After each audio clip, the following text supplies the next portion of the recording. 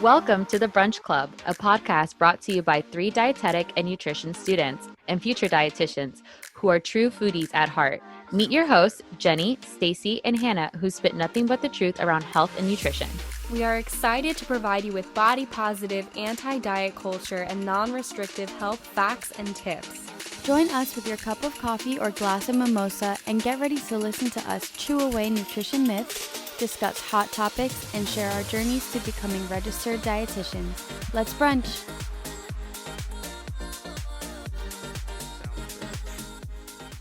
Hey everyone, welcome back to the third episode of the Brunch Club.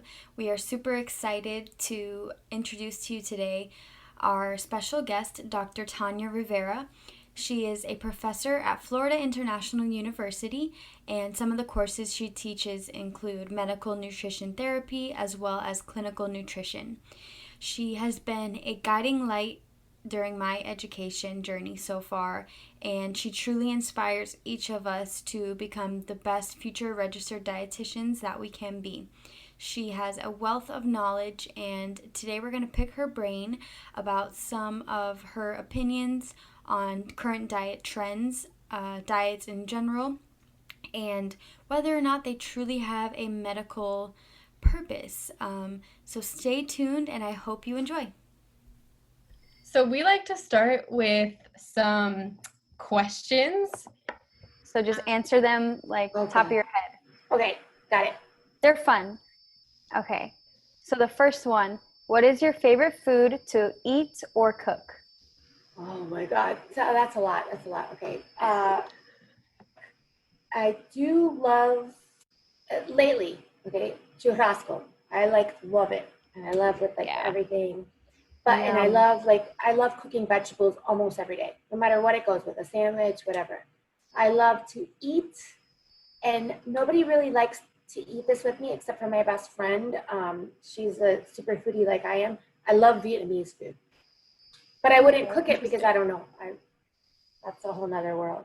I'm just getting started on the cooking every day. I like to eat out a lot. I like to eat out at cool restaurants, not because I like to eat out like McDonald's to feed myself. I like to eat out at really exciting food things. Yes, I feel that. Yeah. Okay. It's just really expensive, to be honest. It is. And well, now I guess you have to eat outside, but yeah, or order takeout, and that's just I don't do that. I need it hot. Not the I'm same. very particular. Yeah, it needs to be hot. The next question is coffee or tea? Neither. To be honest, I drink a little bit of tea during my class, but it's mostly I'll drink like a smoothie type of thing. You know, I don't really drink one or the other. I drink more smoothies than coffee or tea. Okay. What kind of smoothies? I make so this is a new thing actually. It's all the veggies because I just bought a food dehydrator. Oh, cool. I don't know. I literally vacuum pack. I would vacuum pack everything. I would vacuum pack the blankets. I love the concept because it's just amazing. So I vacuum pack everything. If I'm not going to use it today, it's going in the sucky bin. So I did all the fruits because now they're 3 for $10 at Publix. So I did everything. So then when you vacuum pack them, it's fine. If you freeze them, it's okay, but it doesn't necessarily. Sometimes they bunch up. So the vacuum pack, that's what I do. But yeah. The third question is your favorite dessert. Oh, see, that's another one. I can't really say that I have a favorite, but if somebody orders something, I will try certain things. Now, lately, I'm going to give you an example of lately. Lately, I ate at, it was a Mexican restaurant, and they had, a tres leches. And I was like, okay, that's good. Nice. Then before then, I remember I did have something, it was apple pie. I don't really like apple pie, but other people do. I did taste that. But normally dessert is not my thing. If I had to do something, anything with caramel. Wait, I just have a random extra question. Do you like baking? No. That you have to do very serious measurements. Right. I'm not like that. See, I don't even follow a recipe. I don't even follow GPS. Me too. I swear to God, I'm in my car all the time, and she's like, make left. And I'm like, wrong. Now, I don't know why she says make left. And then I'm like, hey, I couldn't make it. And they're like, but didn't I send you the directions? I'm like, look, she was wrong. And now we're going on a different way. It's a scenic route. I'm not going to lie. Like, I can't do that. So baking is such an exact science that actually it doesn't. What else? Okay. So, no, I've already really not answered. I do not do desserts, but I will eat like a slice of everything. If I had to choose my favorite, I think creme brulee would be my favorite. But I rarely eat it because I don't find any ones that are good here. So this next question is, I'm very interested in knowing it. What is your favorite class to teach? Oh, medical nutrition therapy. For sure. Mm-hmm. Of course. Well, with your background. The reason for that is because it's like such an intro class, and I think you guys are so scared and so like terrified of everything. Then I feel like your feet wet, and then clinical is like kind of smooth sailing. Everyone says clinical is so much easier than MNT. The material is way harder. I get it. But the actual knowing how to do it is so much harder in MNT. So I like that part of like, you know, grooming you guys to not freak out for the rest of the 4 classes that you have to do. Yeah, I feel like MNT was more challenging for me. It's a new world, right? Yeah. You know how that you guys have to like deal with that gray aspect, like the world is gray and you don't like it, right. And I understand that. But sometimes we have to live in the gray world. Like you are in healthcare, you're gonna look. It has to be gray. It's not black and white. Now, if you were gonna be black and white, you'd be an accountant. So it'd be black, white, no money, new money, gone money. You know, like that type of thing. That's different. Healthcare is very subjective, so you have a different approach to it. Even the way that I think even my approach to the way I would see a client one-on-one is different than the way maybe somebody else would. I'm just a realistic individual. I don't give meal plans. I'll tell you that. I don't believe in it. So that, you know, you can make it yourself, but it is always going to be gray. This is a very different world. So my favorite class to teach is MNT because it exposes you guys to that gray world where, and I don't mean gray as a negative because a gray seems like a nut, but let's put it like icy blue, like a lovely color in the sky. And that's what you're exposed to. But it can't be the same thing for everybody. Hopefully all 3 of you guys, when you're not only doing your internship, but actually practitioners, you're gonna have the same exact assessment for one person, client, patient, however it is. But you get to navigate how you feel about everything based on what? The science. Last question is, what is your favorite place to vacation? Africa. Really? What part? I've been to 4 countries in Africa, safari like 3 times. South Africa is amazing, but safari in Zimbabwe, I've been to there's been 4 countries. I don't even know the names, but 2 safari camps within. One was a major safari camp that they did not allow poachers, which is a really big, important thing for me because if anybody, I would never go anywhere that they allow to kill animals. I have a very big, strong opinion about that. But so Kruger National Forest has 2 countries that they do not allow poachers, and I was able to go on safari in both of them. So that's my favorite place. Wow. But where I normally go is St. Bart's. Ooh, yeah. That would be so nice right now. Super bougie, annoying. It's not because of me. It's my bougie best friend from college. He's like so over the top. I go to St. Bart's. Seriously, I'm not even kidding. I'm like the fattest person on the island. Oh my God, stop. Oh gosh.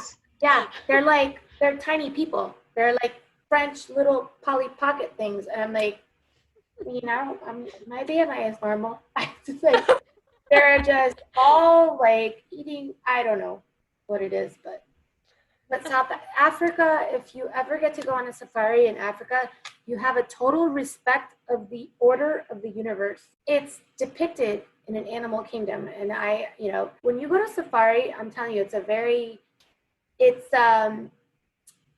an emotional type of experience, but it's also like you definitely see the lay of the land. It's existential, if you will. Yeah, that's so cool. That is an amazing Someone opportunity. said it's life-changing. I'm like, okay, let's not be so dramatic. But to be honest, I've been twice and it is.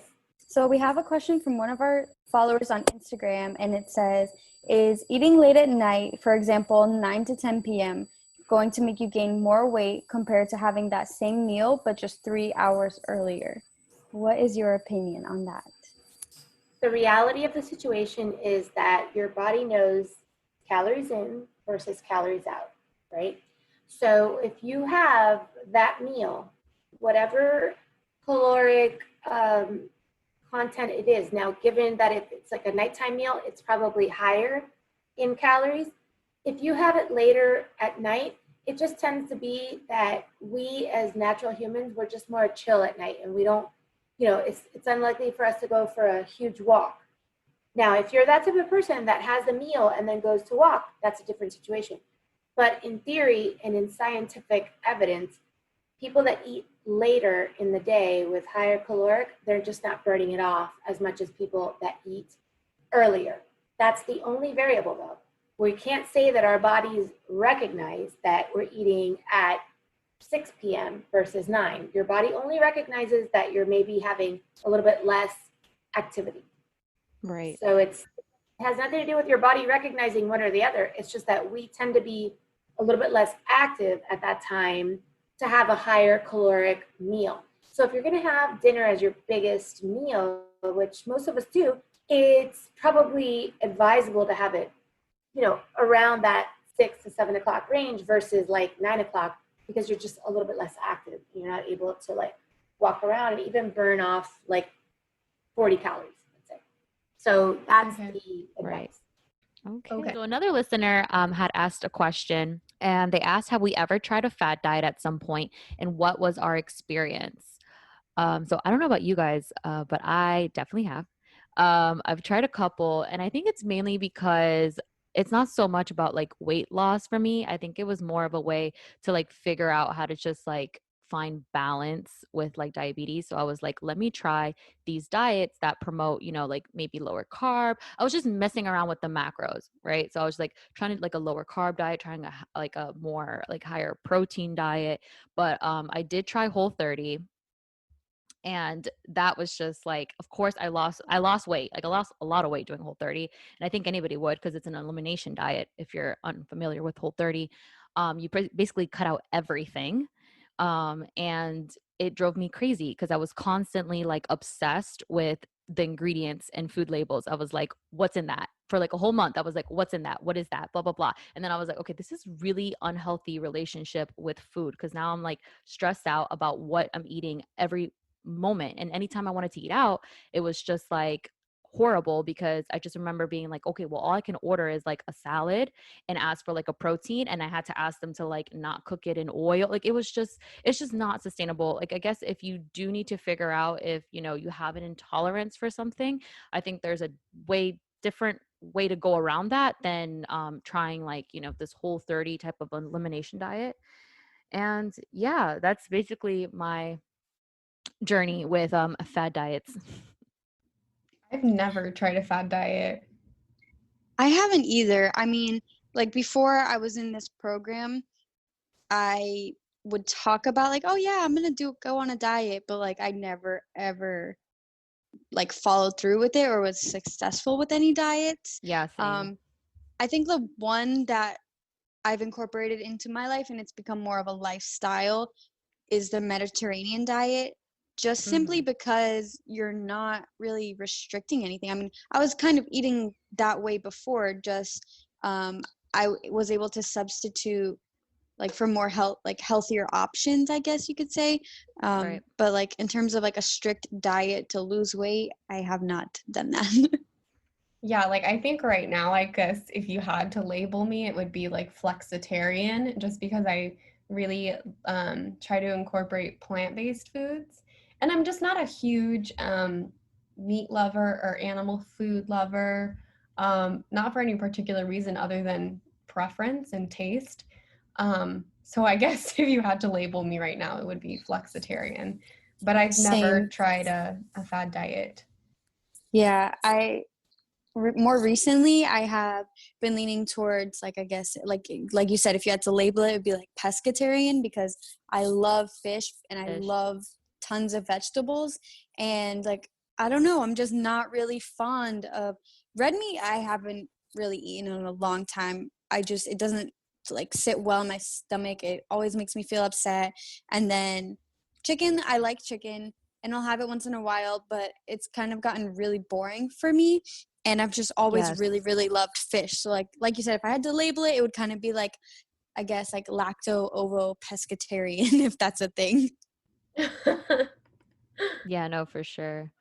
No, but yeah, I think in general, as this episode progresses, you'll find out more about diets and you'll find out more about like how really they just cause more harm and they're just more of like this thing you see on social media or like you hear a friend is doing and then you think it's going to work for you because people want quick fixes, when all in reality all you have to do is just eat more balance, incorporate more vegetables, more fruits to your diet, and overall your weight will level out when it needs to. And it's just better for your health and your mental health, especially for me, because I feel like when I do a diet I just get too caught up on all these little small things of the diet and then I drive myself crazy. So keep asking us listener questions. We love to read them and answer them for you. So we encourage you to continue doing that. And you can reach out to us via Instagram. So our Instagrams are Gen Nutrition, Nutrition by Stace, and Blontrition. You can also find them in this podcast description. So thank you for that listener question.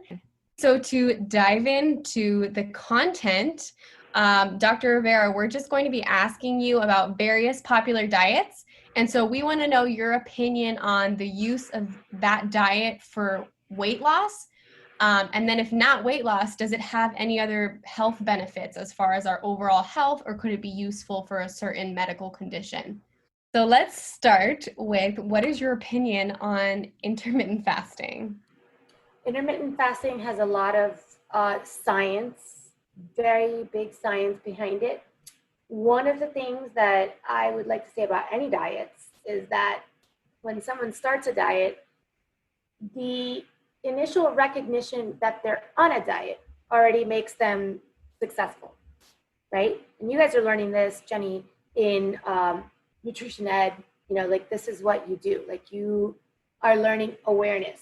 So you can call it whatever the heck you want. It could be FIU diet. I'm telling you guys, do it on Instagram. You're going to be millionaires.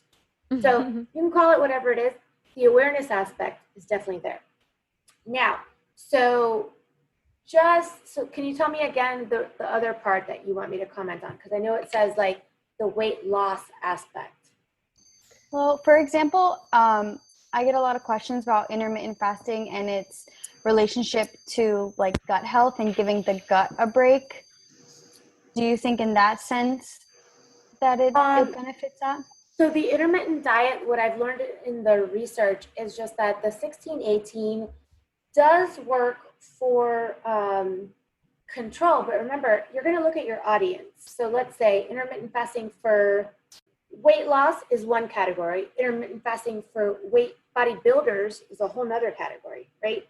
And then intermittent weight for like the average person. So the average person, I don't think they would really be interested in that.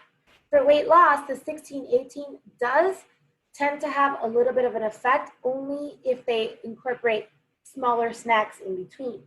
Now for bodybuilding, that's a whole nother issue because that involves recovery. And so it involves like recovering of glycogen stores. You guys know all of this, like the carbohydrate recovery. But for weight loss now, 16-8, if you had to do an 8 all day, so let's just assume you guys are eating or sleeping normal patterns. Let's say 8 is the normal, like, right? So it's 8. Then 8, you have to fast. So 8, you can be fully eating. How is that able to be translated to the average individual? What do you tell the average person? Hey, listen, for 8 hours, you can eat whatever you want. But then for the next 8, you got to eat nothing. Is that realistic? The person, like weight or dieting is going to be a very regimented person. So then that individual is already kind of like, they're on their game. You cannot tell the average person eat for 8 hours and then don't eat for another. Because what are they doing for those 8 hours? If they really don't care, they're going to eat. I mean, they're going to be on like Donkey Kong. It's like, so the person that's going to come to you with intermittent fasting is a knowledgeable individual. So then you could work with them within that 8-hour eating. There is definitely positive responses to that.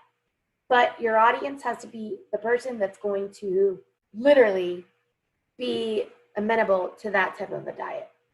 It's not the average individual. Along those same lines, it's not something that's sustainable for, let's say, the average person to try. It's not going to end up being sustainable. I don't think so. I don't think it's going to be a long-term thing. And I also don't think keto is a long-term thing. The idea, this is what I tell people. I say this, I mean, verbatim. It's not copyrighted. You can use it.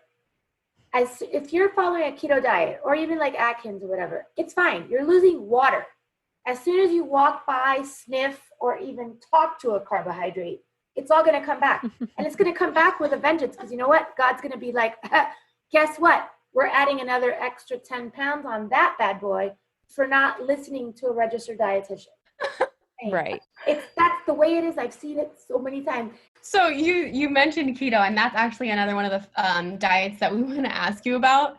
So you already said that it's not sustainable, but do you have anything else to add about the ketogenic diet? Okay, so again, the thing is that you're losing water weight, right?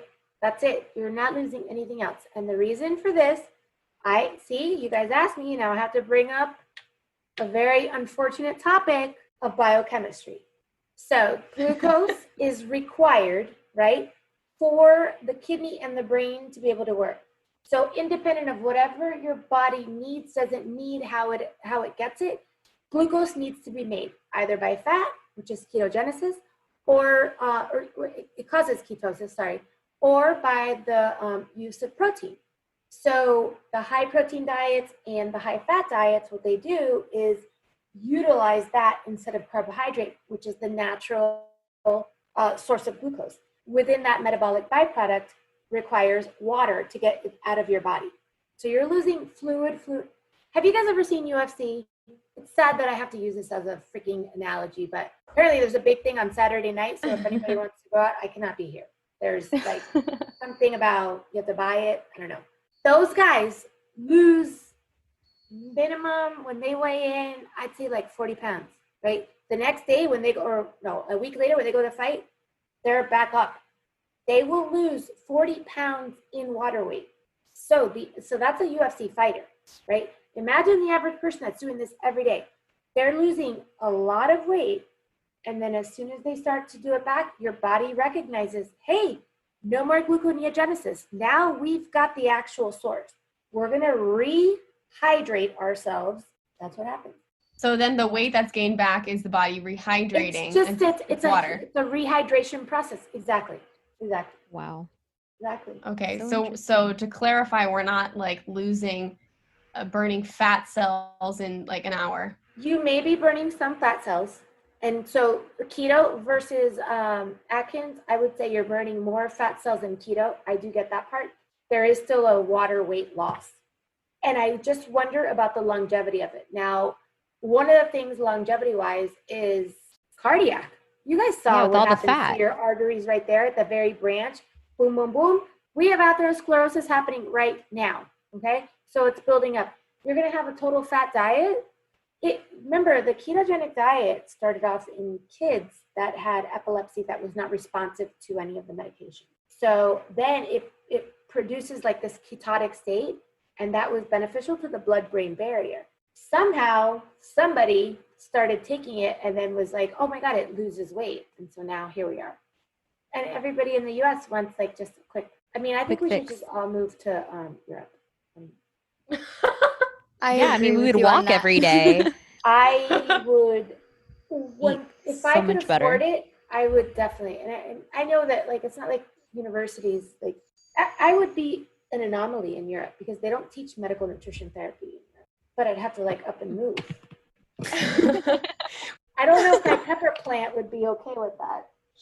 No, your pepper plant. Little baby peppers. You mentioned the keto diet and epilepsy in children. Correct. So do you have like a couple more things to say So about that? what it does, okay, so originally it was introduced with phenobarbital is the main drug of choice for anti-seizure medication. Phenobarbital, I would say, was the original, and then a couple of other like blended medications started coming on the market. Most kids can get controlled with phenobarbital. If they cannot, now kids with seizures, anybody with seizures, a seizure is a deadly event. I don't know if you guys have ever experienced one or have seen somebody that's been in a seizure moment. It's Quite scary. very life-threatening. So if you ever see somebody that's in a seizure, you have to try and get something in their mouth so that they can bite on it, so that they don't chew on their own tongue or swallow their own tongue. That is really, truly what they teach you. And like, so seizure, people, they have to be laid on their back, and it happens fast. So the kids, they don't know any better to like reach out for support. So the seizures for kids can be very, very life-threatening. This particular diet, which for the kids was all fat, Miami Children's Hospital, Nicholas Children's used to do it.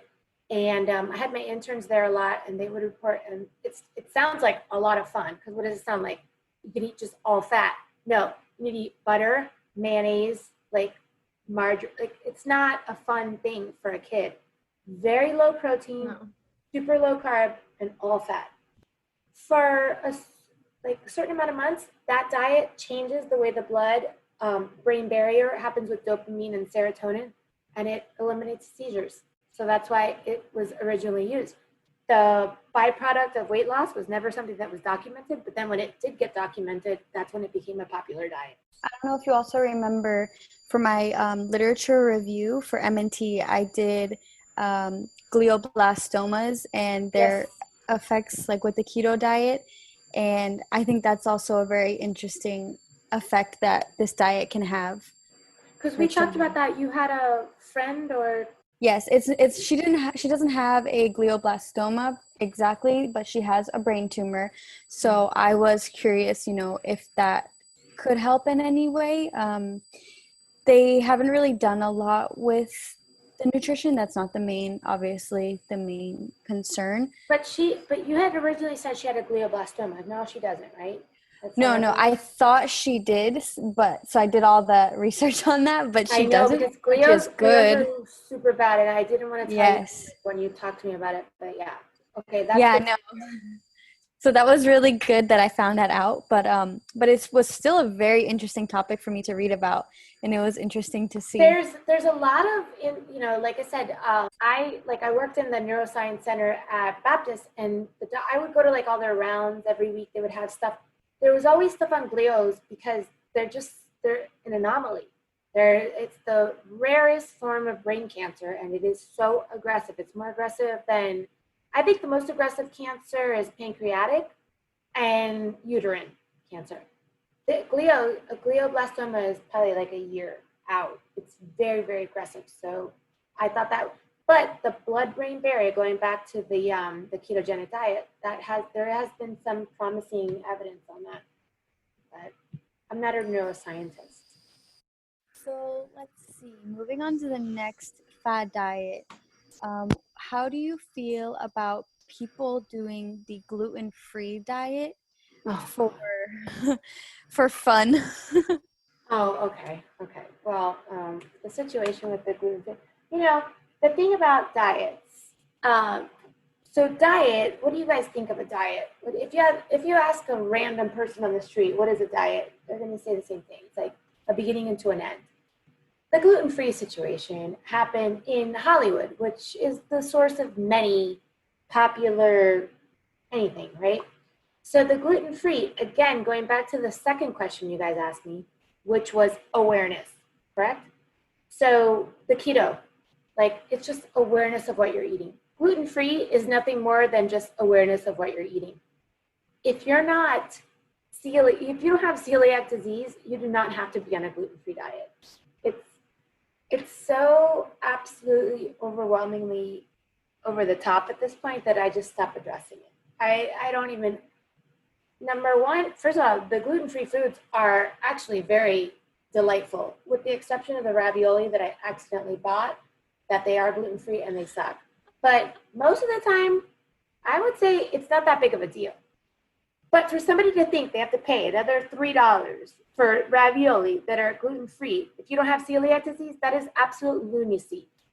Celiac disease is a medical condition that is characterized by the villi in your colon being flattened, as well as a production of antibodies that are detectable by a blood test. So you have an actual physical reaction to gluten, not just like, oh, I'm fat and I want to not do it, and then, oh, the movie stars are doing it. It's not like that. Now, there are 3 levels of gluten. There's celiac disease, there's gluten sensitivity, and then intolerance, and then sensitivity. Intolerance means that you may, as a result of gluten, have a reaction that is more GI and or topical. So that's like an intolerance. Again, doesn't mean that all of your villi are flattened and you have an actual allergy that is visible. Now, a gluten sensitivity in the literature tends to be more topical. So this is like a rash, let's say, if you eat gluten. So again, removal of gluten into both of those things is fine, but everybody does not have to be on a gluten-free diet. I think this is like a really good trick. That was good job on the marketing people of the gluten area. Yeah. Good for them. I mean, A for effort. To go a little bit, back to the talking about fat in diets, what do you think about a low-fat diet, people following low-fat diets? I thought you were going to say coconut oil. Oh my God. Oh gosh, no, not coconut oil. No. We're not even going to go there. No. Okay, the way that the macros should be, this is a diet that got a lot of, I would say, popular back in like maybe the 90s, 2000, I would say. And I thought this was it was a 50, 30, 20. So it's not low fat. In fact, the evidence truly shows is that a diet higher in fat and a little bit lower in the macro of carbs is so much beneficial for your lipid profile. But if you increase that 10% into the positive omegas, like the monos and the poly unsaturated, as a replacement for any carbohydrate, there is a very big beneficial lipid profile. Let me give you an example. Let's say you, with diabetic diets, usually when I compute it, it's like 50, 20, 30. Let's say I want to do an extra 30% protein, and then take away a little bit from the carbohydrate. That's going to have a favorable impact. Let's say I want to do something different and take an extra 20 and make it a 30% lipid, take that 10% from carbohydrate, also very favorable, especially in increasing the HDL cholesterol and decreasing the LDL. So the macros, it's hard to speak about them individually, but in the context of what you're trying to do, like for diabetics, I would definitely increase the fat, but you have to teach, it's not just regular fat, it's not extra Cheetos, it's like a good fat. So that's a whole nother, that's a part that you have to get to play. So if I'm at the grocery store and I want cookies, but I'm feeling a little puffy, do I say I'm going to grab the low-fat cookies and I'll be a health wizard? No, just have the regular cookies and just have less. Nothing sugar-free or fat-free. And you know what I try and do too? I tell people to do this. I don't need to do this, but sometimes I do, but I don't really care that much. I'll put things in a sandwich bag and put like 2 cookies in there. And then you can grab 1 serving of a cookie of my choice. And then boom, that's it. But no extras. That's a great tip. To be had at ill willy-nilly, everybody just takes them. No. Oh yeah. The cookies in a little baby snack bag and you're like, you have 1. But that's it. Yeah, I can't eat out of the container. I'll eat the whole sleeve easily. I'm thankfully not that bad, but given the right circumstances, and I know my boyfriend kind of likes that nonsense. I never was like that before. Kind of blame him. I think people are afraid that they'll eat the whole thing, but realistically, they'll have like 6 and then feel like they want to throw up, and they'll be able to put it away. Yeah, I don't think I feel like I'm gonna eat the whole thing. I just feel like it depends on what it is. Like I'll tell you, these like little break apart like cookies that you put in the oven. That If you gave me Oh my goodness, yeah. 12 of those, like fresh out of the oven, yeah, I'd eat all of them. And if you cut them in half between macadamia and the chocolate chip, I'd eat all of them. But I don't. I put them in like little 3, and then I have 1.5, and then 1.5. I try to be a good dietitian, but honestly, it's very terrible.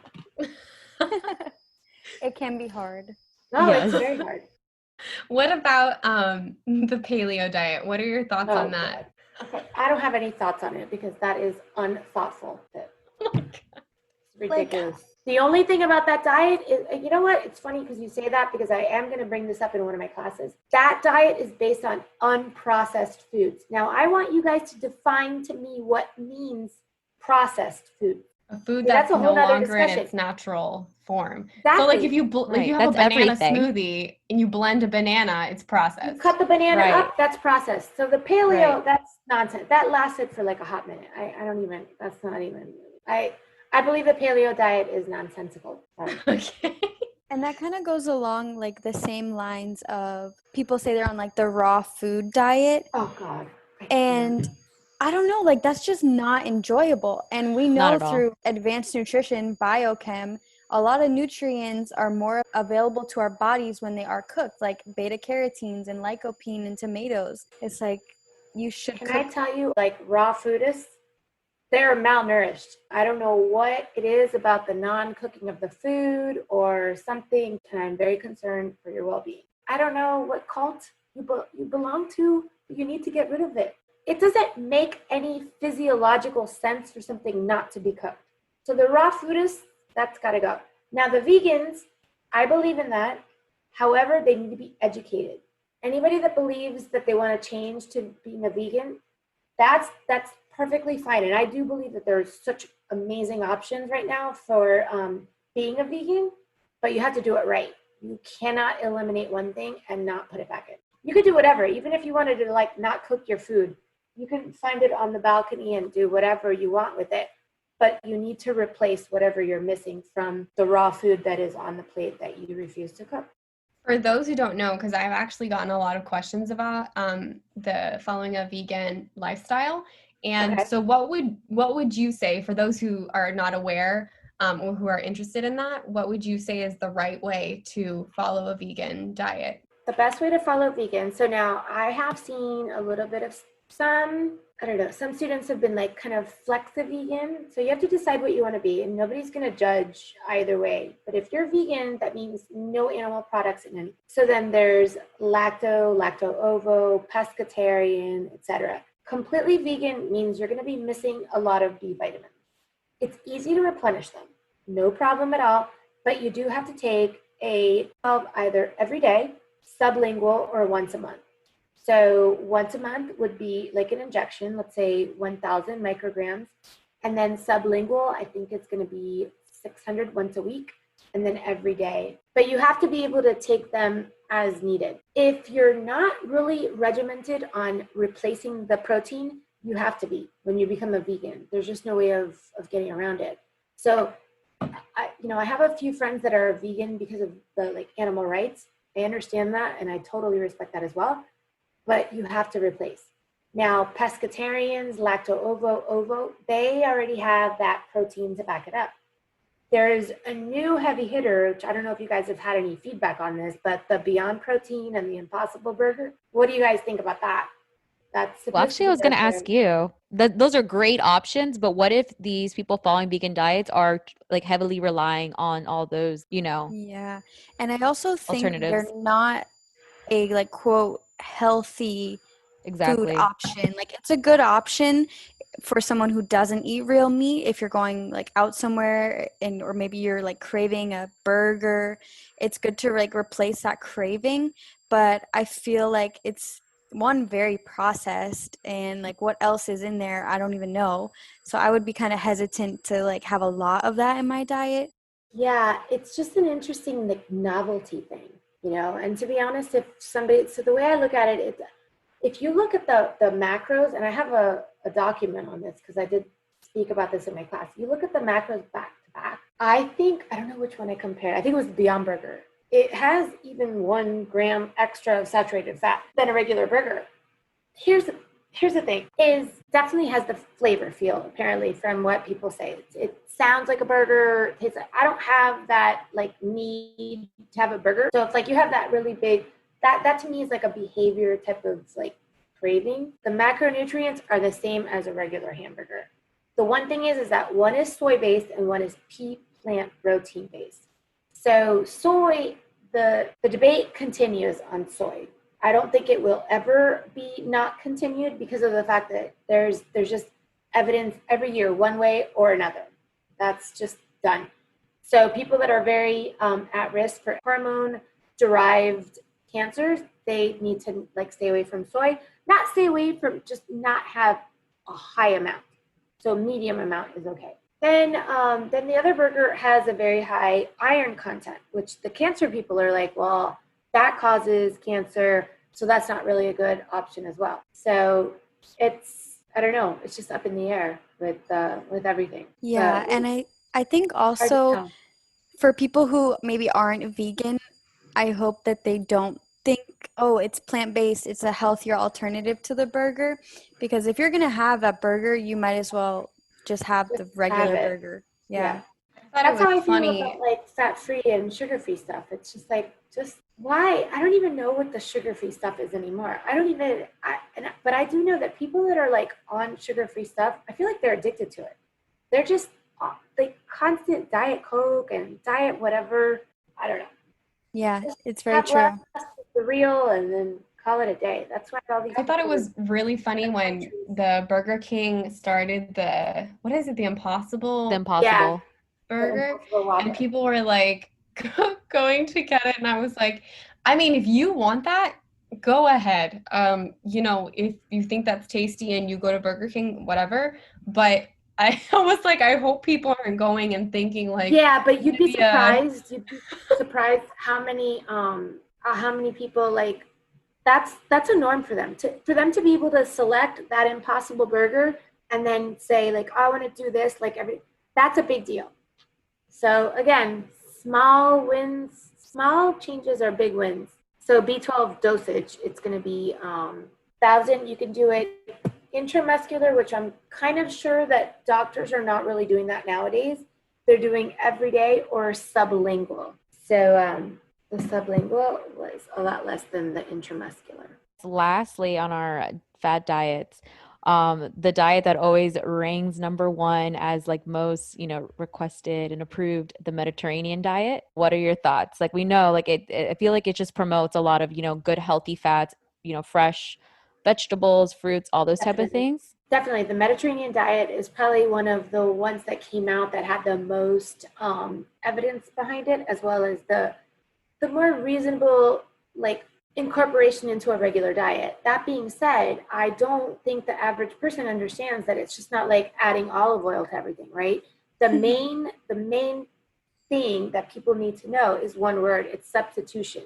It's not addition, it's substitution. That's a huge concept that a lot of the lay people do not understand. So when you do like presentations or even one-on-one sessions, it's not an addition. We do find that the monounsaturated fats are very healthy and they will be adequately put into the average American diet. However, it is a replacement or a substitution, not just an addition. So that was the part that was hard. But definitely, it's solid. It's good for lowering LDL cholesterol. Not as much on the other profile of your lipids as omega-3s. Omega-3s have a little bit more of a punch, but yeah, monos is the way to go. But again, replacement or substitution, not just addition. Right. Okay. So now we want to talk about diet trends, like, for example, juicing and celery juice. We know how much you love celery juice. But we just want our listeners to know. Yeah, because they're the ones that question these things. I'm going to be positive about it, but I'm going to be positive that juicing is nonsensical. Okay. It is a complete waste of money. Now, if you're a billionaire, I would love to wake up in the morning. This would be my ideal morning. And somebody has juiced minimum of like 15 fruits, right? That's a lot of money. How much is that? I'd say easily $20 just in one morning. One, juicing it. Have you had to clean the juicer? If you haven't, then you don't know what I'm talking about. That's another figure. So you have to do all that, blah, blah.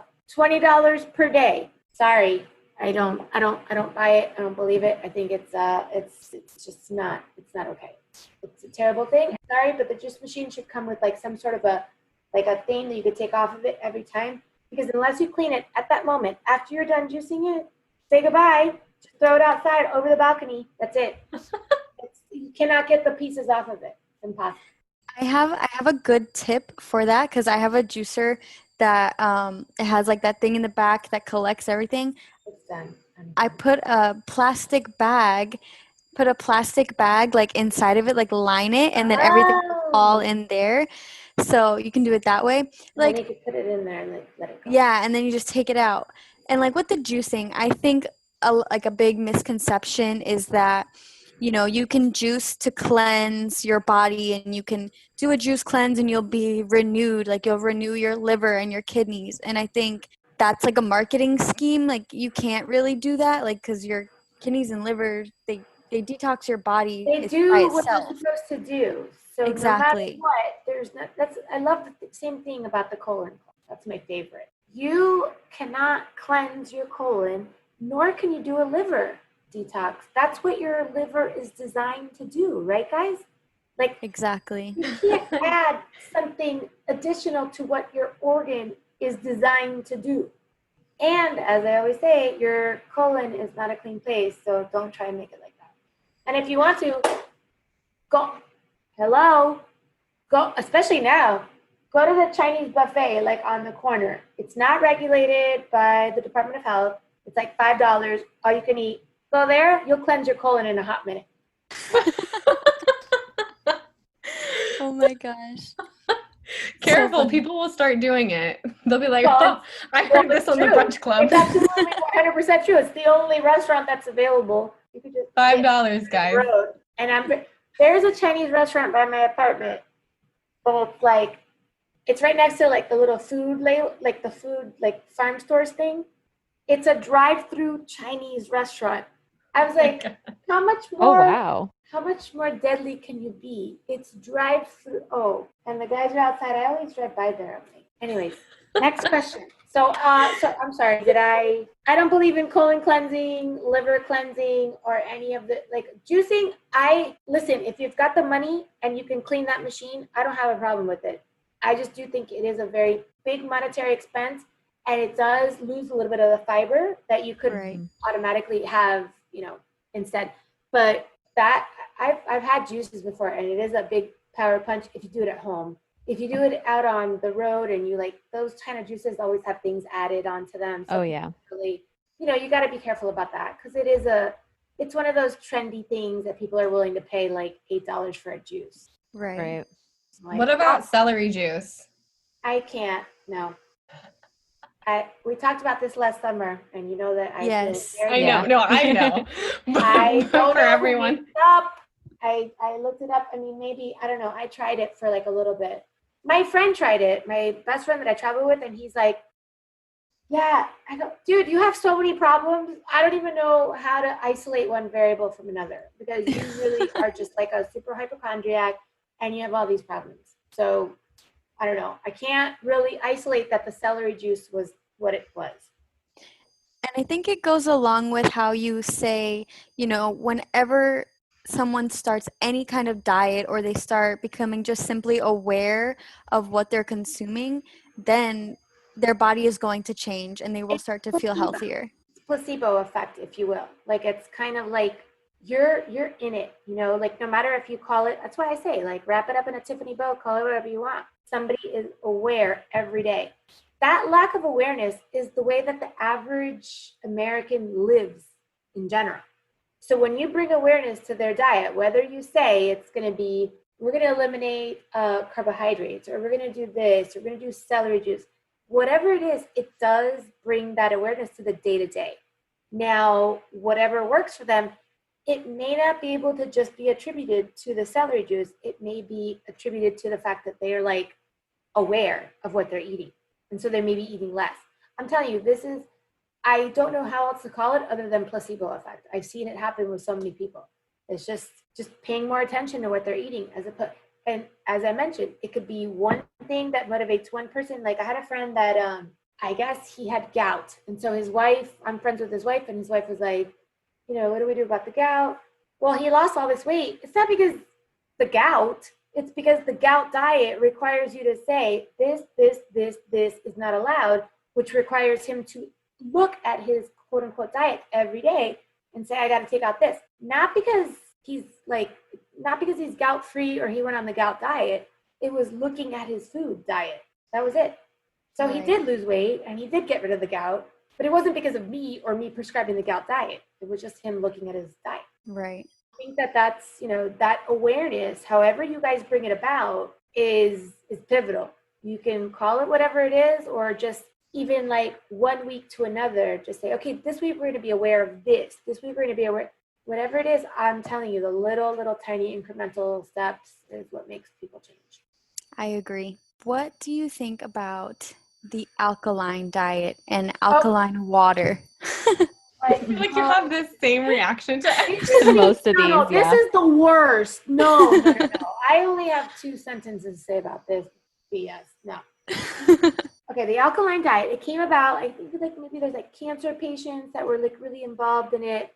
The reality is the following. I'm going to make an analogy. Doing an alkaline diet to change the pH of your body is equivalent to you going to the beach and dropping a teaspoon of sugar into the ocean, okay?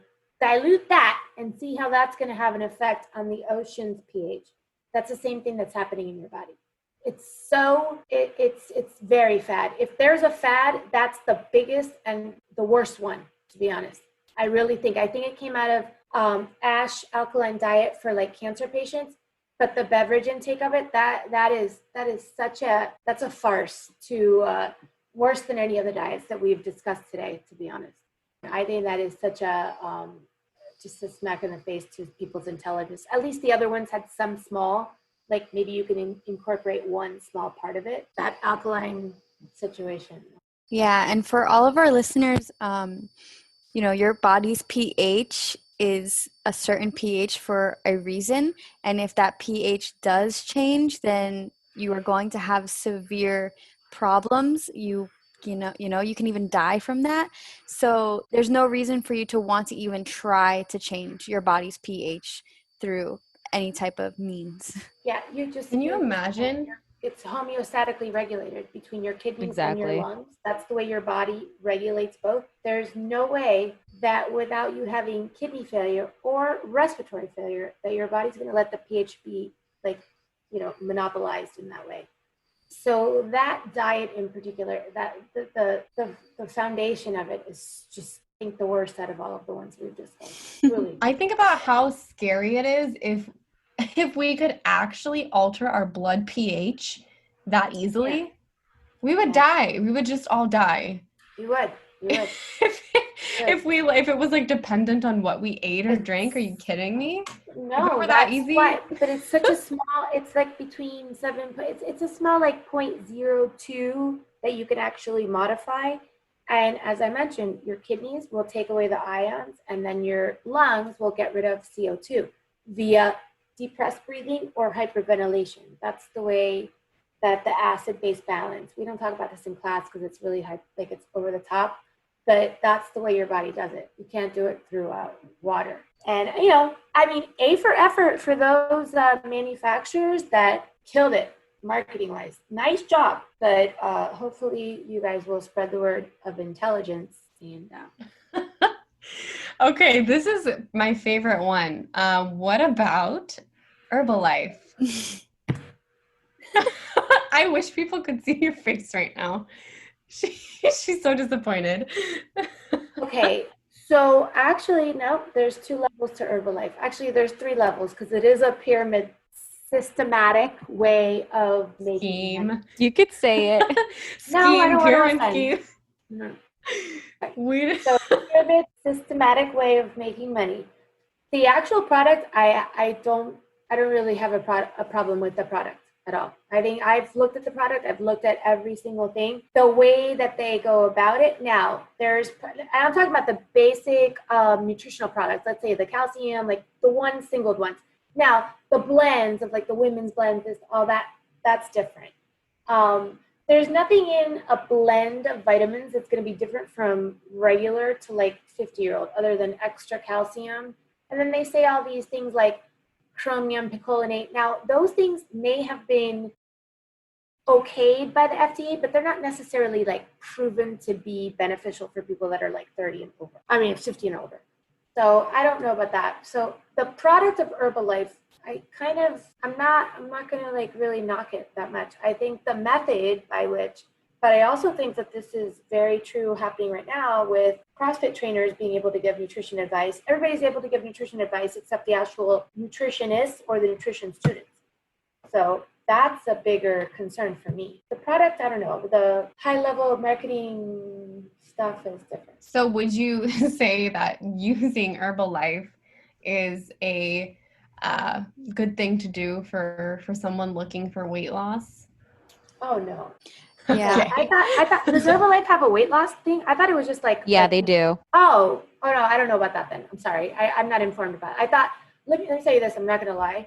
My biological father, I think like when I was little, which was like 1,000 years ago, I think before Herbalife was like Shackley or something like that, I think he used to sell them. So all I know is like, like vitamins. I didn't know they were actual weight loss things. Yeah, they have like fat burning stuff. Yeah. So it's like ephedra, like that nonsense, like stuff like that. Yeah. Okay, so my new comment on that is outside of the vitamins, I don't think the problem with the weight loss supplements, I'm going to tell you, and this is why things got removed from the market. It's number one, the FDA did not evaluate the efficacy. Number two, this is the real situation, is that people that are taking like ephedra or its derivatives, anything in that area, if they have predisposed cardiac conditions, which means, let's say, a murmur or something even innocuous, like nothing big, if they have predisposed cardiac conditions and they took that medication, it would elevate their cardiac rate to a point where somebody hadn't already identified it, and that was what was causing cardiac arrest.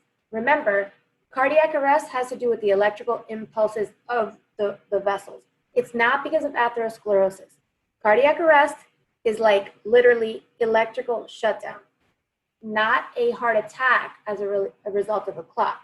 So that medication was causing cardiac arrest in people that didn't know they had predisposed conditions. So can you clarify really quick what atherosclerosis is for those who maybe atherosclerosis never heard? is the buildup of plaque in your arteries. Now, it happens usually at the juncture between two vessels, but atherosclerosis is as a result of like long-term saturated fat intake or smoking, being obese. So this is the buildup of plaque, mostly LDL, because what it does is it causes debris in the underlining, in the under part of the lining of the vessel.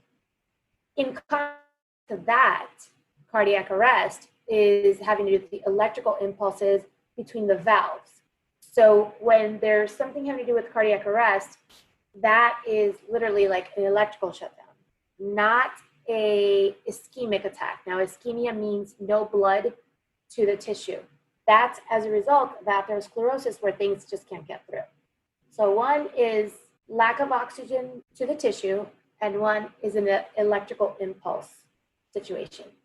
Ephedra and weight loss drugs has to do with an electrical impulse situation. That's what's causing the deaths in those individuals that take those type of weight loss drugs. So I think it's safe to say for all of our listeners, stay away from weight loss drugs. For sure. Because it's an unknown, like none of us get tested at a younger age of if you have heart murmurs or cardiac events, unless there's something that already showed up. I hope I've answered all your questions.